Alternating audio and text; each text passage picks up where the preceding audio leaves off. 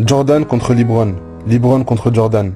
C'est un débat qui captive l'attention du public depuis plusieurs années. Surtout, après ce moment en 2016, lorsque LeBron a battu les Warriors pour remporter le 3e titre de sa carrière. Selon les propres mots de LeBron, celui-là m'a fait devenir le plus grand joueur de tous les temps.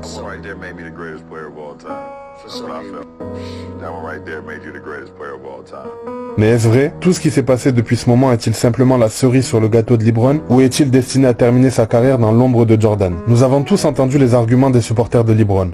He's bigger, he's stronger, he's faster, he's more durable. Michael Jordan was merely 6-0 with 6 MVPs in the finals. Il est plus grand, plus fort, plus rapide et plus durable. Et ceux des supporters de Jordan. Jordan était simplement invincible, 6-0 en finale avec 6 MVP des finales. Et il a l'instinct de tueur que LeBron n'a pas. Mais le débat n'est pas aussi simple qu'il y paraît. Il y a plusieurs critères à considérer pour déterminer le plus grand joueur de basket de tous les temps. En effet, il existe 5 critères majeurs pour déterminer le meilleur dans n'importe quel sport. Ces critères sont les accomplissements, la longévité, la victoire, les statistiques et ce qu'on va appeler l'instinct du tueur. Pour être le meilleur de tous les temps, il n'est pas nécessaire d'être le meilleur dans une catégorie spécifique. Mais il faut exceller dans tous les domaines. Remporter 7 championnats comme Robert Horry ne suffit pas à vous inclure dans la conversation. Lorsque nous aurons terminé cette analyse, il sera évident qu'un joueur se démarque clairement. Avant de commencer, je veux préciser que c'est pas une comparaison des héritages. Il s'agit de savoir qui était le meilleur joueur de basket. Si on parle d'héritage, celui de Jordan est quasiment intouchable. Non seulement il a rendu le basket populaire à l'échelle mondiale, mais il a aussi contribué à transformer Nike en un empire. Changer la façon dont les joueurs jouent et s'habillent. Mais ces éléments, bien qu'ils contribuent au statut iconique de Jordan, ne font pas de lui un meilleur joueur sur le terrain. Commençons l'évaluation des critères qui comptent.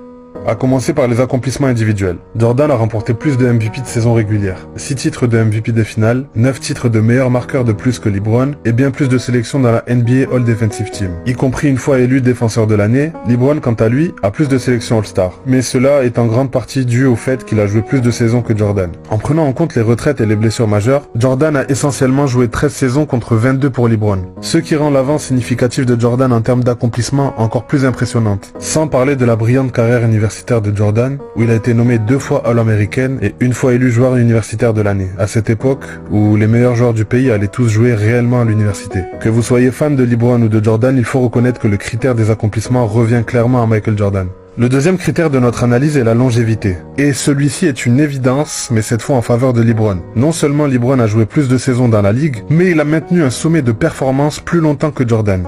Ici, LeBron a un net avantage.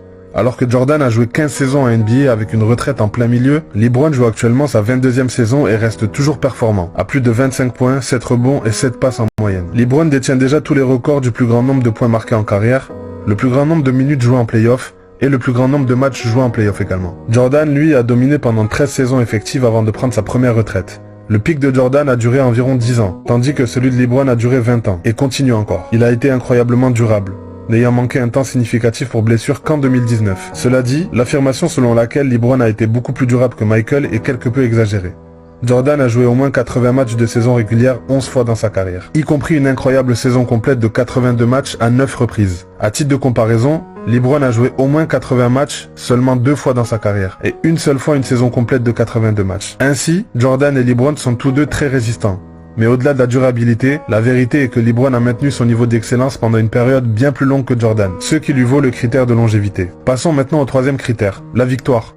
Comme nous le savons tous, Jordan a remporté 6 championnats sur 6. LeBron en a remporté 4. Jordan est à 6-0 en finale NBA, LeBron est à 4-6. Oui, LeBron a atteint la finale 10 fois contre 6 pour Jordan, mais ne faisons pas semblant de croire qu'atteindre les finales est équivalent à gagner un titre. Demandez à n'importe quel fan dont l'équipe a perdu le dernier match de saison, presque universellement, leur sentiment c'est de la tristesse, de la colère ou de la déception. Et ce ne sont que des fans. Donc pour les joueurs, je vous laisse imaginer ce qu'ils ressentent. Alors arrêtons de prétendre que terminer finaliste équivaut à remporter un titre. En NBA, lors de la plus grande scène du basket, les finales NBA, Jordan était à 6-0. LeBron, lui, est à 4-6. Et en termes de matchs individuels en finale, Jordan était à 24-11. LeBron est à 22-33. De plus, dans 4 de ces 6 défaites en finale, l'équipe de LeBron n'était même pas compétitive.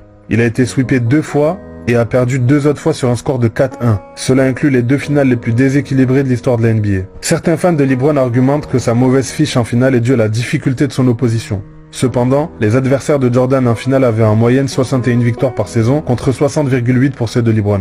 Donc, les deux joueurs ont affronté une concurrence acharnée. Mais Jordan a toujours trouvé un moyen de gagner. Et la liste continue. En termes de statistiques avancées, Jordan surpasse systématiquement LeBron. Enfin, lorsqu'on parle du jeu, Jordan avait un jeu complet avec pratiquement aucune faiblesse. Alors que LeBron a des faiblesses notables, comme son lancer franc, son tir à 3 points et ses performances dans les moments clutch. Ce qui nous amène à la mentalité, l'instinct du tueur. C'est ici que la différence entre LeBron et Jordan devient flagrante. Jordan était programmé pour tuer les matchs. Il voulait la balle quand tout se jouait. Et il était prêt à tout pour remporter la victoire. C'est ça qu'on appelle le killer instinct, l'instinct du tueur. Regardons les chiffres. Jordan a inscrit 9 paniers pour la victoire au buzzer en playoff, un record NBA. Il a réussi 50% de ses tirs sous pression en playoff. LeBron, lui, tourne à 20% dans les mêmes situations. Lors des moments cruciaux, Jordan était sans aucune peur. Il voulait absolument le dernier tir. Il n'était pas effrayé par l'échec et surtout, il ne déléguait pas les tirs. À l'inverse, LeBron, bien que très intelligent sur le terrain et excellent passeur, a souvent été critiqué pour sa tendance à faire la passe plutôt que de prendre lui-même le dernier tir. Il a certes réussi quelques buzzer beaters impressionnants dans sa carrière, mais il manque de cette mentalité assassine qui a fait la grandeur de Jordan. Victoire et impact en playoff, les chiffres sont clairs. Jordan est à 6-0 en finale NBA avec 6 titres de MVP des finales. LeBron, lui, est à 4-6 avec 4 titres de MVP des finales. Au-delà des titres, la façon dont ils ont gagné est également importante. Jordan a remporté 24 victoires pour 11 défaites en match de finale NBA. LeBron, lui, est à 22 victoires pour 33 défaites. Jordan a également un impressionnant 25 victoires en 26 séries de playoffs entre 91 et 98. Son équipe des Bulls était invincible en finale. LeBron, bien qu'ayant battu les Warriors en 2016, a subi 2 sweeps en finale et a perdu 2 fois 4-1. L'impact dans les matchs les plus cruciaux va clairement à Jordan. Qui était le meilleur stopper? Encore une fois, l'avantage va à Jordan. 9 fois membre de la NBA All Defensive First Team contre 6 fois pour LeBron. Un titre de défenseur de l'année en 88, chose que LeBron n'a jamais remporté. Plus grand nombre d'interceptions en carrière par match, 2,3 contre 1,6 pour LeBron. Meilleur contreur que la majorité des arrières avec 0,8 contre par match en carrière contre 0,8 aussi pour LeBron. LeBron était un excellent défenseur dans ses meilleures années, mais il a souvent réservé son énergie pour l'attaque, alors que Jordan était un monstre des deux côtés du terrain. MJ pouvait éteindre les meilleurs scoreurs adverses tout en inscrivant 30 points de l'autre côté du terrain. Comparaison physique et athlétique. LeBron mesure 2,5 m pour environ 115 kg. C'est un véritable colosse, doté d'une puissance physique et d'une vitesse impressionnante pour un joueur de son gabarit. Jordan, quant à lui, mesurait 1,98 m pour environ 98 kg. Moins massif que LeBron, mais extrêmement agile, explosif et rapide, il compensait largement cette différence de taille par une détente verticale exceptionnelle estimée à 1,22 m, l'une des plus grandes jamais mesurées en NBA. Là où LeBron brille, c'est par sa capacité à absorber les contacts, encaisser les chocs et délivrer des performances élites sur le long terme. C'est un athlète hors norme, souvent comparé à un joueur de football américain tant il est puissant sur le terrain. Jordan, lui, était un félin, un joueur fluide, rapide, insaisissable, capable de changer de direction à une vitesse incroyable tout en gardant une maîtrise technique parfaite. Au niveau des statistiques, les moyennes en carrière en saison régulière vont à l'avantage de Jordan au niveau du scoring. 30 points par match contre 27 pour LeBron. Mais LeBron était plus complet avec plus de rebonds et plus de passes. Après avoir analysé tous les critères, LeBron James est l'un des plus grands joueurs de tous les temps. Il est l'athlète ultime, mais pas le basketteur ultime. Il ne peut pas surpasser la grandeur absolue de Michael Jordan. Michael a plus de titres, n'a jamais perdu en finale, il a dominé individuellement avec des récompenses que LeBron ne pourra jamais atteindre. C'était un joueur sans faille, un scoreur élite, un défenseur élite, mais surtout un compétiteur sans égal. Son instinct de tueur et sa capacité à briller sous pression sont inégalés. Le seul joueur qui s'en rapproche le plus, c'était Kobe. Michael Jordan est et restera le plus grand joueur de l'histoire NBA. Et pour vous, c'est qui le GOAT ?